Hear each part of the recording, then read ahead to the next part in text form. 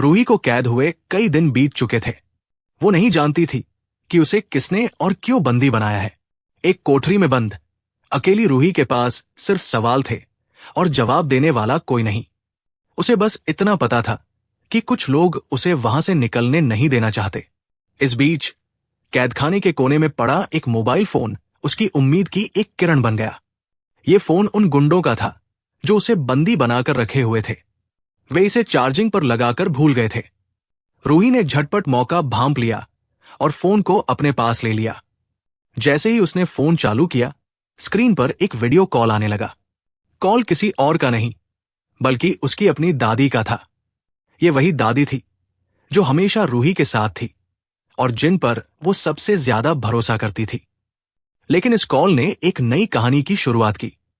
दादी ने फोन पर आते ही पूछा, रूही, तुम ठीक तो हो? वहां से भागने की कोई कोशिश तो नहीं की? ये सुनते ही रूही के दिमाग में बिजली सी कौंधी। वो समझ गई कि दादी का इस पूरी साजिश में कोई गहरा हाथ है।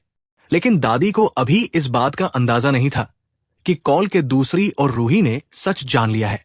रूही ने अपनी भावनाओं को छिपाते हुए दादी के साथ सामान्य बात करने का नाटक किया। उसने सोचा कि अगर दादी उसके दुश्मनों के साथ मिली हुई है तो उसे अपनी योजना को गुप्त रखना होगा।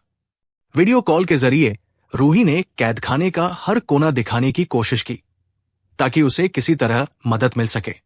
उसी समय गुंडों में से एक को फोन की याद आ गई। वो कोठरी की ओर बढ़ा। रूही ने फोन छिपाने की कोशिश की लेकिन गुंडे ने उसे पकड़ लिया।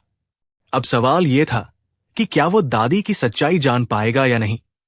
दूसरी ओर नाहर अपने जीवन में नई उलझनों से गुजर रहा था। नकली रूही के तलाक के फैसले ने उसे झकझोर कर रख दिया।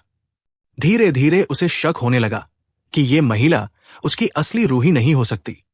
उसने अपनी असली पत्नी को खोजने का फैसला किया लेकिन उसके पास कोई सुराग नहीं था। रूही अब इस स्थिति से बाहर निकलने के लिए नए रास्ते खोजने लगी। उसने तय किया कि वो हार नहीं मानेगी। खाटू श्याम जी की कृपा से उसे जल्द ही कोई रास्ता मिलेगा। वो जानती थी कि दादी की साजिश का पर्दाफाश करना ही उसकी आजादी की चाबी है। दूसरी ओर नाहर का रूही की असलियत तक पहुंचने का सफर और दादी का अपना खेल, दोनों ही कहानी को और रोमांचक बना रहे थे। क्या रूही अपनी चालाकी से इस जाल से बच पाएगी? क्या नाहर अपनी असली रूही तक पहुंच पाएगा? और क्या दादी का ये खतरनाक खेल सबके सामने आ जाएगा? इस कहानी में हर पल नया ट्विस्ट आने वाला था।